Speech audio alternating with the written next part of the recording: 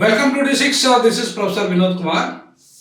ఈరోజు చెన్నైలో హడావుడి మొదలైంది. అక్కడ దక్షిణాది మీద ముఖ్యంగా డీలిమిటేషన్ అంశంలో దక్షిణాదిలో పార్టీలకు అతీతంగా కాంగ్రెస్ నుండి కావచ్చు, బీఆర్ఎస్ నుండి కావచ్చు, అన్ని పార్టీలు కూడా ఇవాళ దక్షిణాది నాయకులంతా ఒక దగ్గర స్టాలిన్ నేతృత్వంలో జరుగుతున్న దక్షిణాది జాక్ మీటింగ్కు హాజరవుతున్నారు. ప్రధానంగా డీలిమిటేషన్ మీద ఆ నిర్ణయాలు చర్చలు జరగబోతున్నాయి. సో ఈ అంశాలను మనం చర్చిద్దాం. ఈరోజు చర్చించే ముందు మన ఛానల్, ఉద్యమ ఛానల్, ముఖ్యంగా దక్షిణాది ఛానల్, దక్షిణాది అస్తిత్వ ఛానల్, దక్షిణాది కోసం ఏర్పడే ఛానల్. దీన్ని లైక్ చేయండి, షేర్ చేయండి, కామెంట్ చేయండి, సబ్స్క్రైబ్ చేయండి. ఈ దక్షిణాది ఉద్యమానికి ఆర్థికంగా మీ సహకారాన్ని అందించండి. ఇక దక్షిణాది అస్తిత్వ విషయానికి వస్తే, ఒకవైపు డీలిమిటేషన్ వల్ల భూతంలాగా తరంకి వస్తుంది. ఎందుకు డీలిమిటేషన్ భయపడాల్సి వస్తుంది? ఇవాళ డీలిమిటేషన్ అంటే ఏంటి? అసలు చాలా వరకు డీలిమిటేషన్ ఇస్ నథింగ్ బట్ జనాభా దామాష పద్ధతిలో సీట్లను, పార్లమెంటు సీట్లను, అసెంబ్లీ సీట్లను పెంచడం. సో ఇది 1951, 61, 71 జరిగింది. తర్వాత పరిణామాలలో ఉత్తర భారతదేశంలో ఏ రాష్ట్రాలు ఏర్పడినప్పుడే అతిపెద్ద రాష్ట్రాలు ఉత్తర భారతదేశం ఏర్పడి, మధ్యస్థంగా దక్షిణ భారత రాష్ట్రాలు ఏర్పడ్డాయి, అతి చిన్న రాష్ట్రాలుగా ఈశాన్య రాష్ట్రాలు ఏర్పడ్డాయి. అంటే కావాలని కుట్ర చేశారు ఇదంతా కూడా.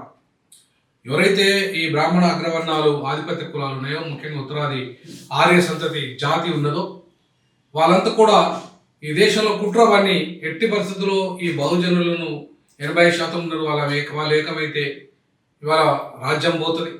అంతేకాకుండా దక్షిణాది వాళ్ళు ఎప్పుడు కూడా, మన ఉత్తరాది వాళ్ళకి ఎప్పుడు ఆధిపత్యంలో ఉండాలి, వాళ్ళు మనకు దాసం చేస్తూ బానిసలుగా ఉండాలి అనే ఉద్దేశంతోనే దేశ విభజన అనంతరము జరిగిన రాష్ట్రాల విభజన అప్పుడే అతిపెద్ద రాష్ట్రాలుగా ఉత్తరాది రాష్ట్రాలను చేశారు, మధ్యస్థ రాష్ట్రాలుగా దక్షిణ రాష్ట్రాలను చేశారు, అతి చిన్న రాష్ట్రాలుగా ఈశాన్య రాష్ట్రాలను చేశారు.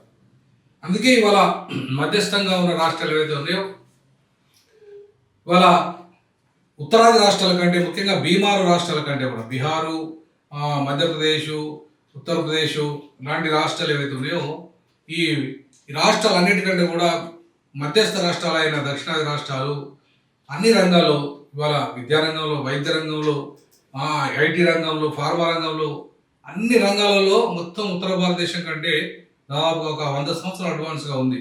దీన్ని ఎట్లా దెబ్బ కొట్టాలి? ఏ రకంగా దెబ్బ కొడితే దక్షిణాదిలో ఇంత అద్భుతమైన డెవలప్మెంట్ ఆగిపోతుంది, బికార్లు అవుతారు, రాజకీయ అస్తిత్వం దెబ్బతింటుంది, వాళ్ళు ఎదగకుండా ఉంటారు అని ఎప్పుడో. ఎందుకంటే దక్షిణాది మన భారతదేశం ఏర్పడక ముందే హైదరాబాద్ స్టేట్ ప్రపంచంలో అత్యంత సంపన్న నగరం హైదరాబాద్. అంటే దక్షిణాది అప్పటికే ఇవాళ ప్రపంచ పటంలో అద్భుతంగా డెవలప్ అయింది.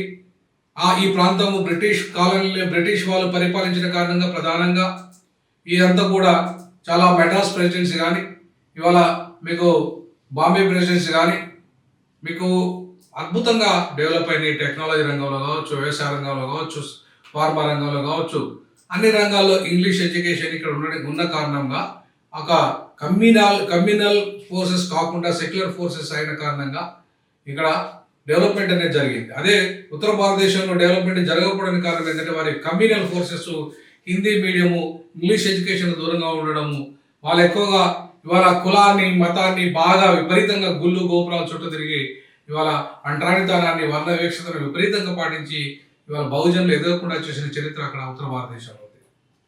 సో అంతో ఇంతో బహుజనులు ఇక్కడ ఎదగలిగారు. సో ఈ పరిస్థితులలో ఉత్తర భారతదేశము పర్మనెంట్గా ఈ దేశంలో ప్రధానమంత్రులు వాళ్ళే, ఈ దేశంలో కంప్లీట్గా అన్ని రంగాల్లో వాళ్ళ ఆధిపత్యం కొనసాగించాలంటే దక్షిణ భారతదేశం మీద ఇంకా గుత్తాధిపత్యం చేయాలంటే ఫస్ట్ భాషా ప్రయోగం చేయాలి. హిందీ, హిందుస్థాన్ అనే ఒకే దేశం ఒకే ఎన్నిక, జమిలీ ఎన్నికలు అనే విధానం అయితే ముందు ఒకే భాష పేరు మీద హిందీని మొత్తం దేశమంతా రుద్దాలనుకుంటున్నారు. అంతేకాకుండా ఇవాళ ఇప్పుడు ఉత్తరాదిలో కూడా యాక్చువల్గా ఏ రాష్ట్రంగా రాష్ట్రంగా వాళ్ళ భాషలు, వాళ్ళ ప్రాంతీయ తత్వాలు ఉన్నాయి. వాటన్నిటిని దెబ్బకొట్టి హిందీ ఇవాళ డామినేట్ చేస్తుంది. అందుకే ఇది అది నార్త్ బెల్ట్, కౌ బెల్ట్గా మారిపోయింది. ఆ కౌ బెల్ట్, నార్త్ బెల్ట్ ఏదైతే ఉందో అక్కడ మొత్తం అగ్రవర్ణాల ఆధిపత్యమే ఉంది. ఈ రోజు వరకు కూడా అదే కొనసాగుతుంది. ఎందుకంటే అక్కడ జనాభా ఎక్కువ, ఎందుకంటే అతిపెద్ద రాష్ట్రాలు కాబట్టి. అతిపెద్ద రాష్ట్రాలుగా ఉన్నారు కాబట్టి దేశంలో వాళ్ళే ఆధిపత్యం చేస్తున్నారు. ఇక ఆర్థికంగా మనం డెవలప్ అయినాం కాబట్టి దాన్ని ఎట్లా విచ్ఛిన్నం చేయాలి, ఏ రకంగా దాన్ని దెబ్బకొట్టాలనే అంశంలో మనం కనుక పరిశీలిస్తే డీలిమిటేషన్ ఒక ఆయుధంగా వాళ్ళకి బాగా పనిచేస్తున్నది. ఇవాళ మీరు ఒకసారి డీలిమిటేషన్ కనుక గమనిస్తే 2026లో డీలిమిటేషన్ తర్వాత ఎంత సంఖ్య పెరుగుతుందంటే 80 ఎంపీలు ఉన్న ఉత్తరప్రదేశ్ 143 స్థానాలు పెరిగిపోతుంది. అంటే ఆ ప్లస్ 63 స్థానాలు పెరుగుతున్నాయి. దానికి అంటే 63 స్థానాలు ఎందుకు పెరుగుతున్నాయి అంటే జనాభా పెరిగింది కాబట్టి, విపరీతంగా జనాభా పెరిగింది. బాగా అంటే బాగా ముస్లింలు మీద నింద వేస్తున్న ఏదైతే ఈ హైందవ జాతి ఉందో, మూర్ఖపు జాతి ఉందో, ఇవాళ విపరీతంగా జనాలను పెంచడానికి కారణమైంది. అందుకే ఇవాళ అక్కడ 63 స్థానాలు పెరుగుతున్నాయి. పెరిగి 143 పెరుగుతుంది అక్కడ. ఒక్క ఉత్తరప్రదేశ్లోనే దాదాపుగా 63 స్థానాలు పెరుగుతున్నాయి. అట్లాగే 40 స్థానాలు, 39 స్థానాలు బీహార్లో పెరుగుతున్నాయి.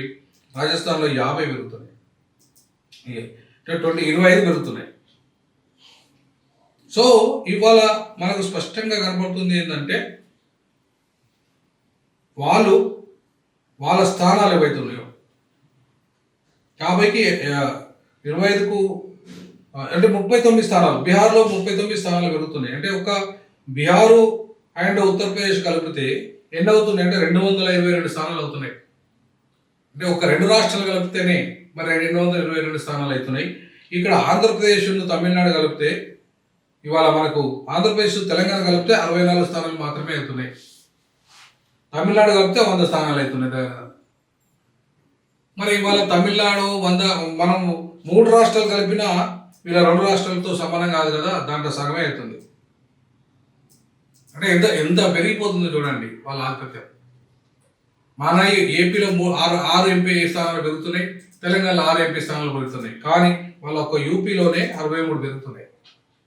మరి ఇది ఎట్లా సాధ్యమవుతుందంటే అతిపెద్ద జనాభా కలిగిన రాష్ట్రంగా అక్కడ ఉంది, 80 ఎంపీలు కలిగి ఉన్నది.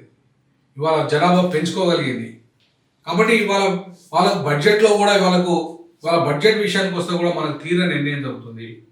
బడ్జెట్లో మనం ₹1 పన్నులు చెల్లిస్తే మనకు వస్తుంది కేవలం 20 పైసలు నుండి 40 పైసలు మాత్రమే దక్షిణ భారతదేశాలకు. కానీ వాళ్ళు ₹1 చెల్లిస్తే 7 నుండి 9 రూపాయల వరకు కూడా తీసుకుపోతున్న రాష్ట్రాలు ఉన్నాయి. బీహార్ అయితే ₹7.60. మనము తమిళనాడు నుండి మనము ఇప్పటివరకు ఏ పన్నులు ఏదో చెల్లించాము. 1,20,00,000 పన్నులు మనం చెల్లిస్తే మనకి ఇచ్చింది కేవలం 40,000 కోట్లు మాత్రమే. తమిళనాడుకి ఇచ్చింది. తమిళనాడు 1,20,00,000 పన్ను కడితే వాళ్ళకి రిటర్న్గా ఇచ్చింది 40,000 కోట్లు మాత్రమే. కర్ణాటక 1,00,000 కోట్లు పన్ను కడితే 30,000 కోట్లు మాత్రమే ఇవాళ రిటర్న్ వచ్చాయి. ఆంధ్రప్రదేశ్ 1,50,000 కోట్లు ఇస్తే వాళ్ళకి వచ్చింది కేవలం 40,000 కోట్లు మాత్రమే. తెలంగాణ 1,70,00,000 కోట్లు ఇస్తే ఇప్పుడు చెల్లిస్తే పన్ను రూపంలో చెల్లిస్తే మనకు వచ్చింది రిటర్న్ వచ్చింది తెలంగాణకు 45,000 కోట్లు మాత్రమే. కేరళ 50,000 కోట్లు చెల్లిస్తే 15,000 కోట్లు మాత్రమే ఇవాళ కేంద్ర ప్రభుత్వం రిటర్న్ ఇస్తుంది. కానీ అదే ఉత్తరప్రదేశ్, అదే బీహారు, అదే మధ్యప్రదేశ్ అయితే 1,50,000 కోట్లు పడితే వాళ్ళకు 3,00,000 కోట్లు వాళ్ళు రిటర్న్ ఇస్తున్నారు, 4,00,000 కోట్లు రిటర్న్ ఇస్తున్నారు. సో అంటే మొత్తం ఇక్కడ మనమైతే ఏదైతే 33% పన్ను కడుతున్నామో దక్షిణ భారతదేశము, ఆ 33% పన్ను కడితే మనకు వస్తుంది రిటర్న్ ఎంత? 12% రిటర్న్ వస్తుంది. 12 నుండి 13% అంటే 20% వాటా మనది ఎవరికి పోతుంది అంటే ఉత్తర భారతదేశంలోకి పోతున్నాయి డబ్బులన్నీ. అంటే పన్నులు కడుతున్నది మనము, డెవలప్ అవుతున్నది వాళ్ళు. ఎందుకు ఇది జరుగుతుందంటే జనాభా పెరిగింది వాళ్ళది. జనాభా దామాషా పద్ధతిలో ఇవాళ నీతి ఆయోగ్ బడ్జెట్ కేటాయిస్తున్నది.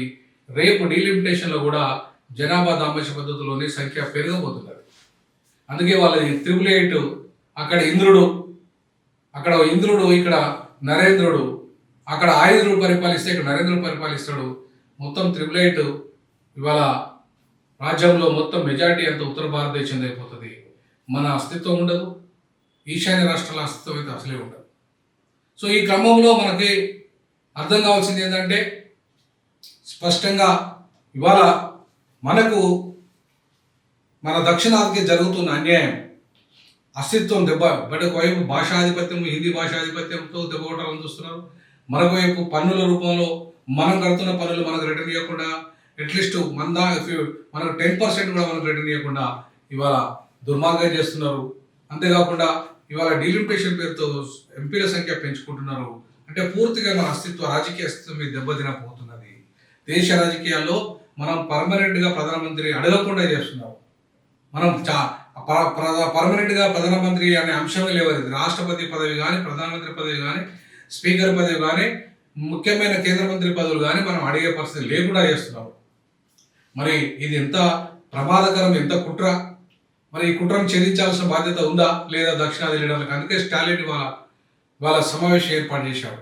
దక్షిణాది అస్తిత్వాన్ని దెబ్బతీస్తున్న డీలిమిటేషన్ ఎట్టి పరిస్థితుల్లో జరగాలి. గతంలో ఇందిరాగాంధీ గారు 71 ఎట్లయితే 25 సంవత్సరాలు ఫ్రీజ్ చేశారో, అలాగే తర్వాత వాజ్పేయి గారు ఫ్రీజ్ చేశారు 2021లో, 2001లో ఫ్రీజ్ చేశారో, ఇవాళ 2025-26లో జరిగే డీలిమిటేషన్లో కూడా డీలిమిటేషన్ జరగకుండా మళ్ళీ ఒక 25 సంవత్సరాలు ఫ్రీజ్ చేసే విధంగా డిమాండ్ ఇవాళ జరగబోతుంది. ఈ చర్చ జరగబోతుంది.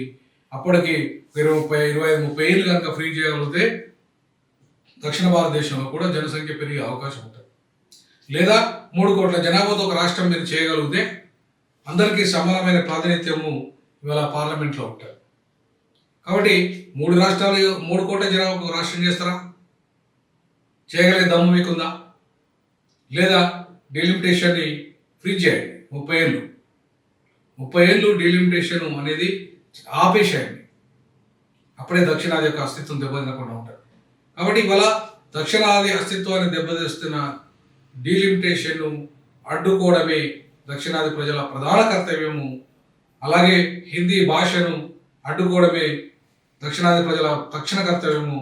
అంతేకాకుండా ఉత్తరాది ఆధిపత్యాన్ని మార్వాడి, గుజరాతీ, రాజస్థానీ గో బ్యాక్, ఢిల్లీ వాళ్ళ గో బ్యాక్ అనే నినాదాన్ని తీసుకొని మన ప్రాంతాల అస్తిత్వాన్ని ఉత్తరాది గో బ్యాక్, దక్షిణాది బచావ్, ఉత్తరాది హటావో, దక్షిణాది బచావో నినాదంతో భవిష్యత్తులో D6 అండ్ డీజాకు పనిచేస్తుంది. ఆ దిశగా అడుగులు వేస్తుందని తెలియజేస్తూ, ఖచ్చితంగా రానున్న రోజులు చాలా కీలకమైనవి కాబట్టి దక్షిణాది అస్తిత్వాన్ని కాపాడే దమ్మున లీడర్ స్టాలిన్ చేసే పోరాటానికి డీజాకు మద్దతు ఇస్తుంది. గతంలో ఆయనకు ఎన్నికల్లో మేము సపోర్ట్ చేయడం జరిగింది. ఈ ఎన్నికల్లో కూడా ఆయనకు సపోర్ట్గా ఉంటాం, ఎన్నికల ప్రచారం చేస్తాం. ఖచ్చితంగా డీజాకు ఆ దిశగా అడుగులు వేసి మరొకసారి ద్రవిడ సిద్ధాంతాన్ని, ద్రవిడ అస్తిత్వాన్ని కాపాడుతాన్ని తెలియజేస్తున్నాం. జై భీమ్, జై పులి, జై పెరియార్.